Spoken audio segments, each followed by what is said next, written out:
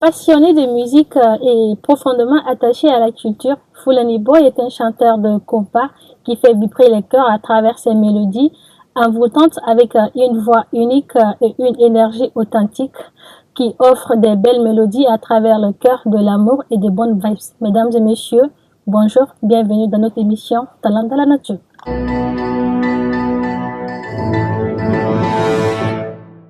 Merci d'avoir accepté notre invitation sur ce plateau.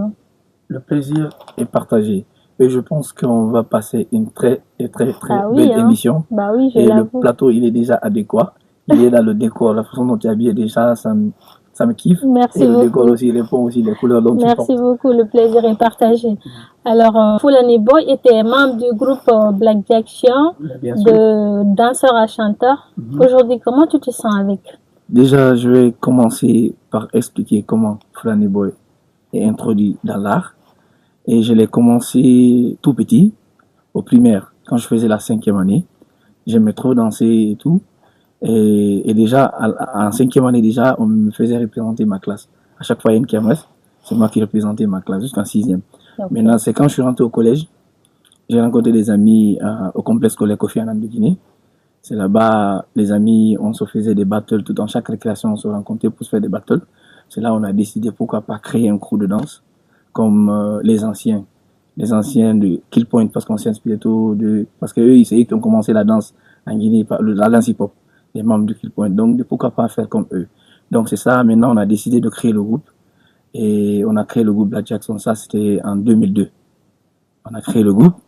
On est allé en 2006, vu qu'on avait une idole qui était Michael Jackson, qui était le roi du pop. Et il nous inspirait beaucoup côté danse, mais musique, on n'avait pas l'idée. Mais qu'est-ce qui nous a poussé maintenant à intégrer, de transférer la musique?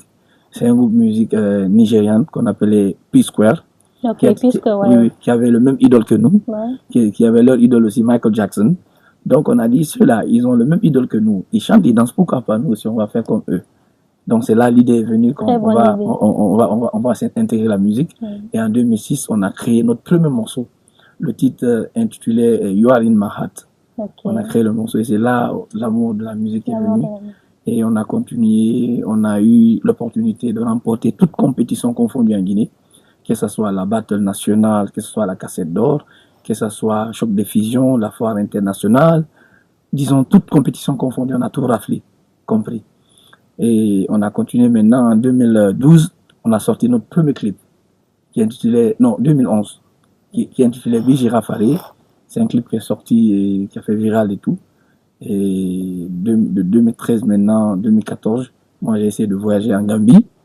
Quand je suis allé en Gambie pour aller se former, pour apprendre encore la musique, parce que la Gambie c'est un pays de musique, de reggae music. Et moi à l'époque j'étais plus afro-dancehall, reggae, tu vois. Donc du coup, je me suis dit, la Gambie était mieux placée pour que je puisse connaître un peu c'est quoi le reggae, c'est quoi le dancehall. Dans l'évolution. Ouais. Donc je suis allé en Gambie. Quand je suis allé en Gambie, j'ai rencontré un frère, un parent que tout le monde connaît, de nom de Etou, du Fulani King. Il veut dire Etou, le roi des Peuls. Lui, il avait un producteur qu'on appelait Stylist. Donc, du coup, ils m'ont conduit à son studio. Et c'est là que j'ai produit mon premier morceau solo, qui est intitulé Dewi. Je l'ai enregistré, mais par contre, pas en reggae, pas en dancehall. Comme l'homme pour Dieu dispose, je l'ai fait en kizomba. Kizomba, en compas. En kizomba, pas en compas, mais en kizomba. Donc il y a kizomba, il y a compas. Il y a compas. Donc je l'ai fait en afro-kizomba. J'ai fait le son, je suis revenu à Bissau et c'est là que je suis rentré au pays. Fulani Boy, aujourd'hui tu es présenté comme le roi de la compas en Guinée. Qu'est-ce qui t'inspire à créer des chansons d'amour? Ok. En parlant d'abord du compas, il faudrait d'abord que je vous explique comment j'ai intégré le compas. Parce que le compas, c'est un style de musique qui n'existe pas en Guinée. C'est une première, comme vous l'avez dit, je suis le premier artiste guinéen à aller dans ce sens. C'est pourquoi déjà on m'appelle le roi du compas. Mais j'ai été orienté par une icône que je ne cesserai de dire. Une icône qui m'a orienté dans le compas, qui est Fodé Barreau. Fodé Barreau. Oui, parce que la première fois que je l'ai rencontré, il m'a amené au studio, il m'a écouté chanter. Quand il m'a écouté chanter, il dit, toi, c'est les styles de musique que tu fais là, c'est pas ta vocation. Ta vocation, c'est un autre style de musique qui se fait pas en Guinée. Je lui ai demandé c'est quoi ce style de musique. Il dit le compas. Il dit va faire le compas. Quand tu feras le compas, tu verras le résultat. Et c'est là j'ai pris conscience. Je me suis orienté dans le compas. Et le compas, c'est un style de musique qui parle que de peace and love. Yeah. Et heureusement que moi, depuis le début de ma carrière, tout ce que je chante, c'est le peace and love. La paix et l'amour. La paix et l'amour. Ouais. Je pense que la vie repose sur ça. Le monde est créé pour ça. Donc, pourquoi ne pas prôner la paix? Pourquoi ne pas prôner l'amour? Donc, c'est ce qui me motive aussi de chanter que de l'amour. Donc, c'est ça. Ça se voit sur toi que tu es amoureux. Hein? Ah, je suis amoureux quand même. Ça, quand même, il n'y a rien à dire. Je suis amoureux. T'es amoureux, toi? Je suis un gros amoureux. Ah, c'est pourquoi on m'appelle d'abord le roi du combat, le soldat de l'amour. De l'amour. Dieu. Alors, Foulani, es-tu sûr de pouvoir t'imposer avec cette musique compas en Guinée, puisque c'est un genre musical peu connu du public guinéen? Mais bien sûr, vous savez, le compas, c'est une musique universelle. Et quand la musique est universelle, si les accords universels, elle n'a plus de frontières. Comprenez un peu. Oui. Aujourd'hui, il y a des musiques compas qui cartonnent en Guinée. Non. Mais ils ne sont pas guinéens. Okay. Vous comprenez un peu? Oui. Je prends l'exemple Joey. Ouais, Joey, il cartonne actuellement en Guinée. Ouais. Les Kassav vont cartonner en Guinée, ils n'étaient pas des Guinéens. Maintenant, imaginez qu'un Guinéen reproduit la même chose ouais. En jubilant la culture guinéenne. C'est une fierté. Vous pensez que ça ne va pas donner? Ça va donner. Ça va donner. Moi, je pense que c'est quelque chose qui va donner et ça va amener la Guinée encore plus loin, surtout sur la chaîne. Ça va amener la Guinée sur la scène internationale. Inch'Allah. Inch'Allah. Ouais. Et là, on est en train de travailler très dur. Là, on est en train de préparer même d'ailleurs des gros morceaux compas qui va encore booster la Guinée autrement. Okay. Donc, c'est ça. Oui. Parle-nous de ta nouvelle maison de production et des accords. Ok. Et la maison de production aujourd'hui avec qui je suis en train de travailler, c'est une nouvelle maison de production. C'est une maison de production jeune du nom de Salim Prod. Elle est créée par une jeune femme d'une trentaine d'années qui a eu l'initiative de créer cette maison pour encore contribuer à l'épanouissement de la culture guinéenne, accompagner les jeunes artistes qui ont du talent et plus vendre la Guinée sur la scène internationale. Et cette maison de production, elle est accentuée sur plusieurs axes. Elle fait la production, elle fait le management, elle fait la communication. Wow. Donc, sur ce, moi, je suis dans le domaine production avec sa maison de production. Et là, j'ai fait un contrat avec eux. C'est dans le cadre d'un développement de carrière. Pas seulement faire un album ou 2 albums ou 3 albums, c'est-à-dire et puis faire la dédicace et puis comme ce que les gens le font en Guinée. Parce que le plus souvent en Guinée, ici, les artistes, ils signent des contrats, c'est pour faire la dédicace. Dès que la dédicace finit seulement, et puis ils sont partis. Donc avec cette maison de production, c'est vraiment une maison de production très jeune et très professionnelle. Ils ont décidé de changer la donne, comment les autres le font en Guinée. C'est-à-dire de créer une maison de production qui va faire ce qu'on appelle un développement de carrière, créer une chaîne de valeur, créer l'écosystème qui va booster le talent guinéen sur la scène nationale et internationale. Voilà sur quoi on est. Et actuellement, on est en train de travailler sur un gros album qui sera à dimension internationale. La maison a mis les moyens nécessaires pour produire cet album qui va sortir bientôt et ça sera des surprises qui va faire 2 faces. C'est-à-dire face A et face B. Quelque chose qui ne se faisait pas avant. Et cette maison a dit pourquoi pas ramener le style d'avant qui se faisait avant, c'est-à-dire créer face A et face B. Vous comprenez un peu? Parce qu'avant, on le faisait, il y a autant de cassettes. Quand tu achètes la cassette, tu vas face A et face B. Et cet album, la maison a décidé qu'on n'a qu'à produire 10 titres.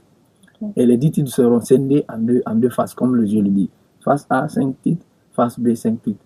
Donc, on est sur ça et on est en train de travailler sur des projets, on est en train de travailler sur des festivals. Récemment, même la maison a mis les moyens pour m'amener sur l'un des plus grands salons d'industrie musicale d'Afrique francophone qu'on appelle le CIMA, qui s'est passé au Bénin. Je suis allé avec madame la productrice, on a rencontré tous les grands majors que vous connaissez dans le monde, c'est-à-dire Sony, Universal, Warner, tout y était là-bas.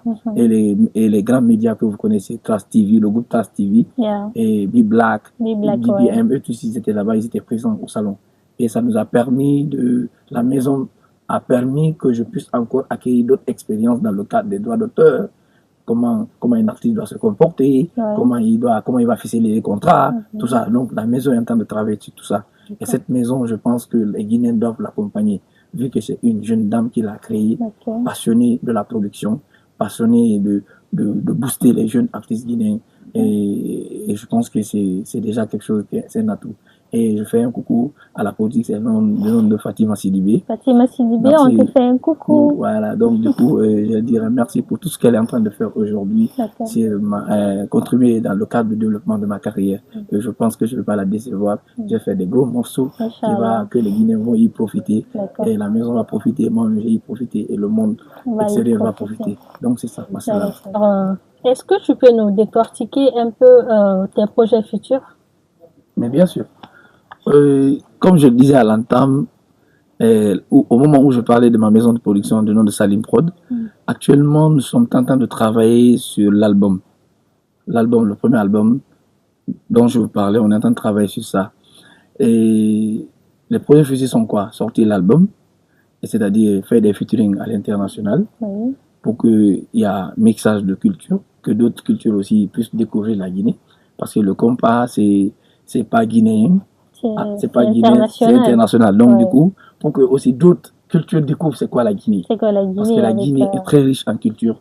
On a beaucoup de cultures, on a beaucoup de richesses culturelles que les d'autres pays ne connaissent pas. Et je vous raconte une anecdote. C'est-à-dire, quand j'ai sorti le premier morceau, le premier single de l'album, Collé Serré, quand on l'a sorti, on l'a mis sur TikTok.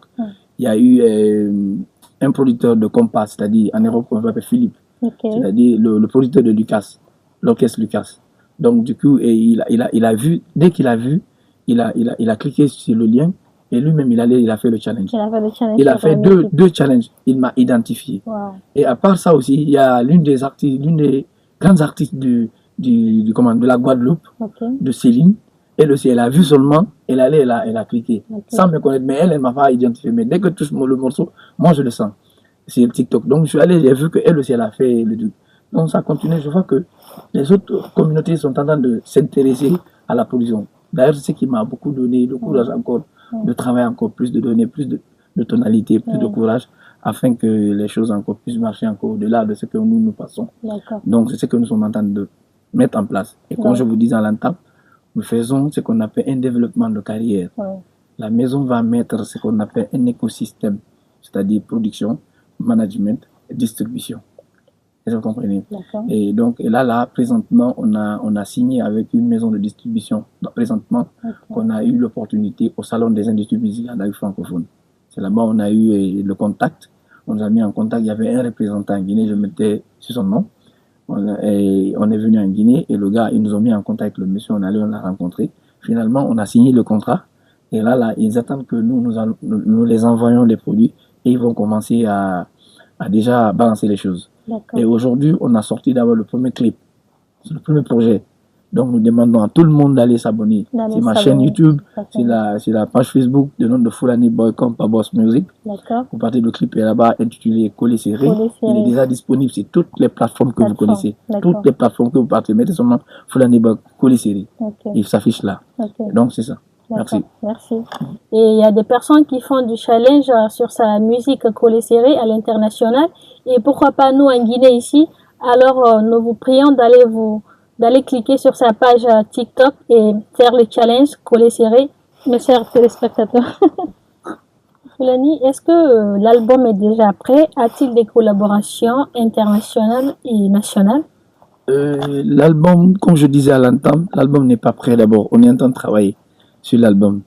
Et là, on entend la maison de production Salim Prod est en train de mettre les moyens nécessaires, les moyens financiers pour qu'on puisse avoir des collaborations à l'international. Mais pour le moment, on n'a pas mis main sur les choses. Et en Guinée, pareil, on n'a pas mis main sur les choses. Pour le moment, on est focalisé, comme je vous dis, sur face A. D'accord, maintenant, face A de l'album. Maintenant, sur face B, c'est là maintenant on va mettre des collaborations. C'est ce qu'on a prévu. C'est le plan qu'on a mis en place. Et si, par exemple, tu as un accès ou bien un atout à faire du featuring avec un artiste, que ce soit national ou international, qui tu aurais choisi? Bon, je dirais la première des choses, d'abord, il faut valoriser le contenu local. Quand tu vas bien t'implanter dans ton pays, que tu vises maintenant l'international. Bon, un peu maintenant, moi je pense d'abord, la première des choses, d'abord, comme je le dis, il faut valoriser le contenu local. Je vais essayer de faire un gros projet avec mon papa, Fodé Barreau. Et après, Je veux voir aussi, je pourrais aussi faire un avec Azaya et un autre aussi avec Habib Fatako. Voilà les 3 artistes nationaux que j'ai ciblés, que je demanderai à l'avenir de faire des featuring. Maintenant, à l'international, j'ai des amis que j'ai rencontrés dans les festivals. Par exemple, le Sika Burundi, que j'ai participé, le Sika Cameroun. J'ai eu à rencontrer aujourd'hui l'un des meilleurs artistes du Congo, qu'on appelle Biwan Chaka Zulu. Peut-être vous le connaissez ou pas, mais en tout cas, c'est un artiste aujourd'hui international. C'est un ami avec qui j'ai fait le festival, aussi avec qui j'ai discuté, qui est prêt déjà à aller sur l'album. Et il y a un autre deuxième artiste aussi, le meilleur rappeur du Burundi, que j'ai eu à discuter aussi il y a très longtemps. Il n'attend que mon signal pour qu'il pose dans l'album. Donc, je pense qu'à l'international, c'est les 2 d'abord. Mais si maintenant, je dois faire des projets avec d'autres personnes, c'est-à-dire qui sont dans le monde du compas, je pense que mon rêve d'abord, c'est faire un featuring avec Joey. Parce que tu ne peux pas parler aujourd'hui du compas sans parler de Joey. Aujourd'hui, c'est lui qui a révolutionné, qui a ramené le compas. Oui, Joey, c'est lui qui a ramené le compas sur la place publique. Une musique qui est créée en 1955, qui avait marqué le monde entier. Et après, pouf, c'est parti. Maintenant, Joey est revenu, a remis aussi le compas sur la place publique. Aujourd'hui, partout dans le monde, et le compas est sollicité. Donc, si je devais rêver de faire un featuring aussi, à part ceux de mon pays, ça serait Joey. Oui, Joey de Philly. Alors, Foulani, explique-nous, parle-nous de tes difficultés dans ce milieu. Comment est-ce que ça se passe avec toi? Ok. Et vous savez, un artiste, au début de sa carrière, il va passer des moments très, très, très difficiles. Et surtout, dans notre pays, en Guinée, l'industrie n'a pas, c'est-à-dire les moyens qu'il faut pour mettre en valeur sur les choses. Maintenant, au début, j'ai passé vraiment des difficultés. Parce que même pour aller au studio, c'était compliqué. Aujourd'hui, pour faire une vraie production, une vraie production de produits finis, si tu n'as pas, c'est au-delà de 3 millions. Et quelqu'un maintenant qui se démerdait, comment il va trouver 3 millions pour poser sur un seul morceau? C'est pas évident. Donc, c'est des difficultés que j'ai eues au début.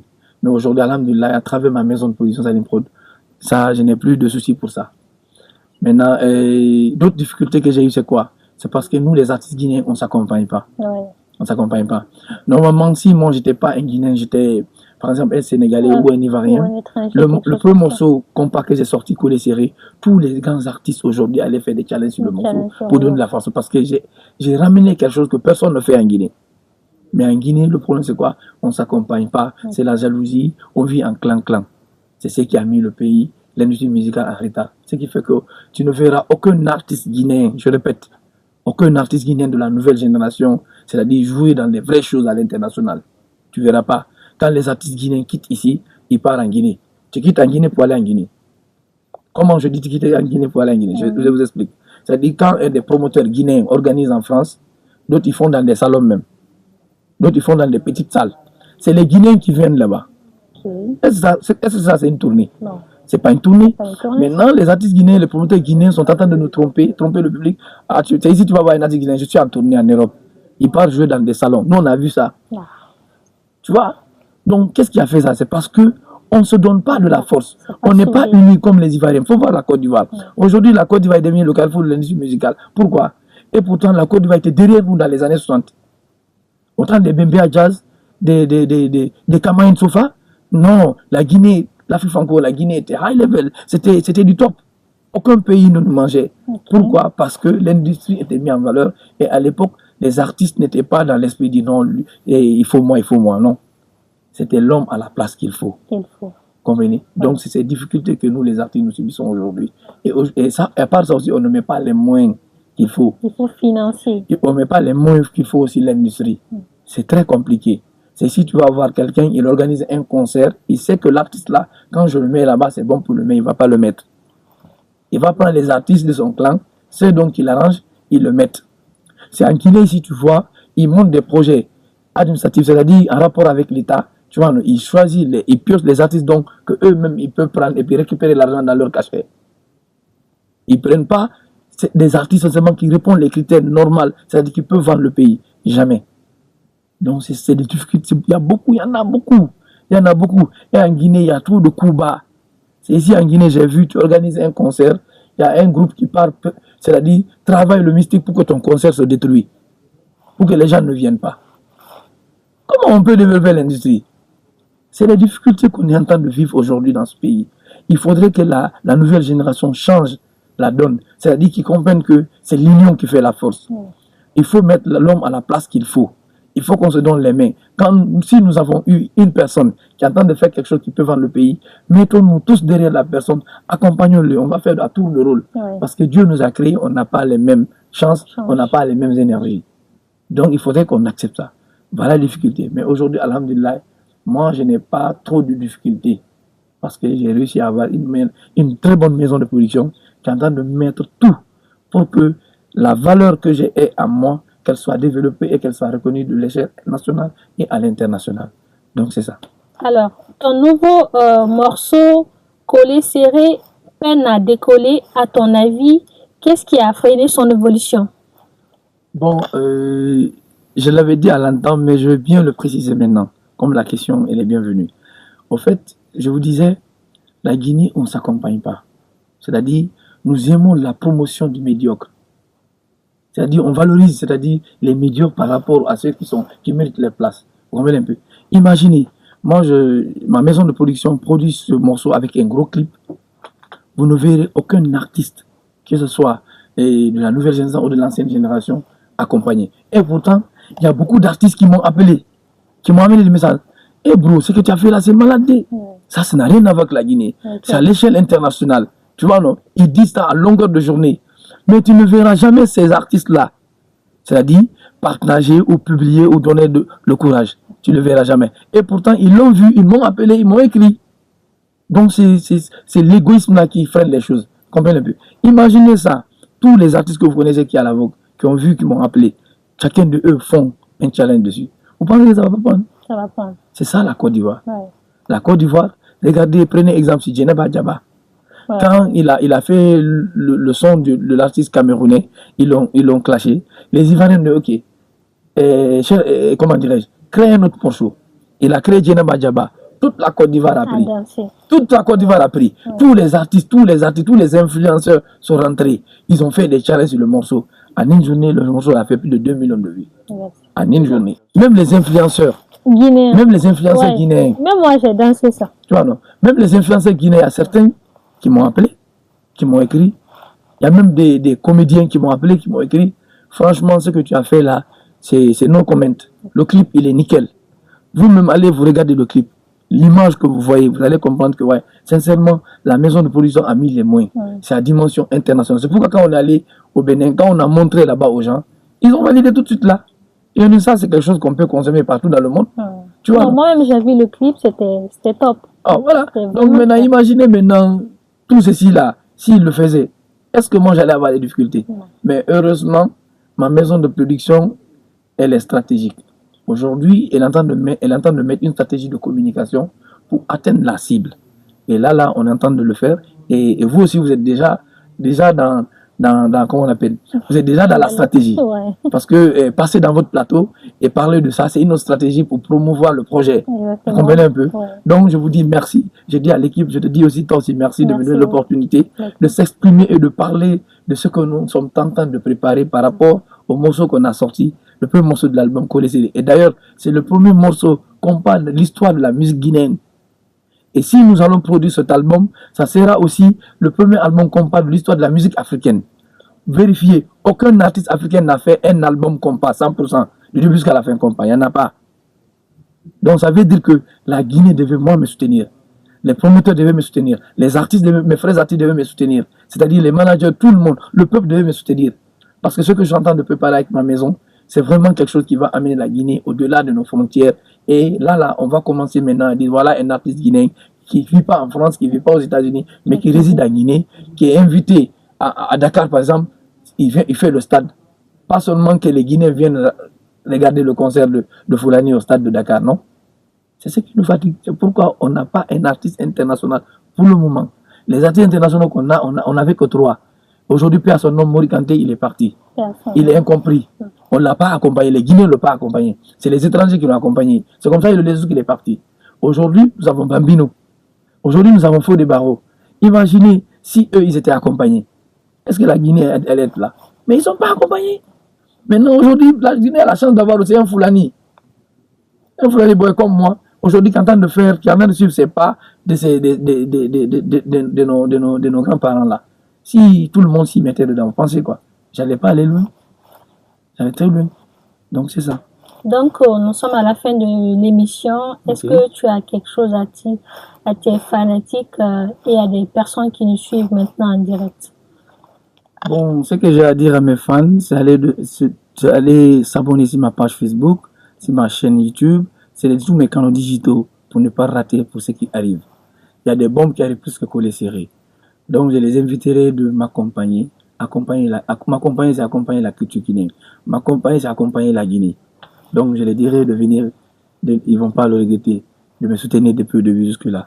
Et je dirai aussi merci à ma maison de production qui ne ménage aucun effort pour mettre les moyens financiers, physiques et moraux, énergie, afin que les projets soient vus, les projets propulsent. Donc, je dirais merci encore à mon manager, Kelly James aussi, qui est en train de mettre tout, qui est en train de tout cocter pour que les choses bougent. Et petit big up à lui aussi.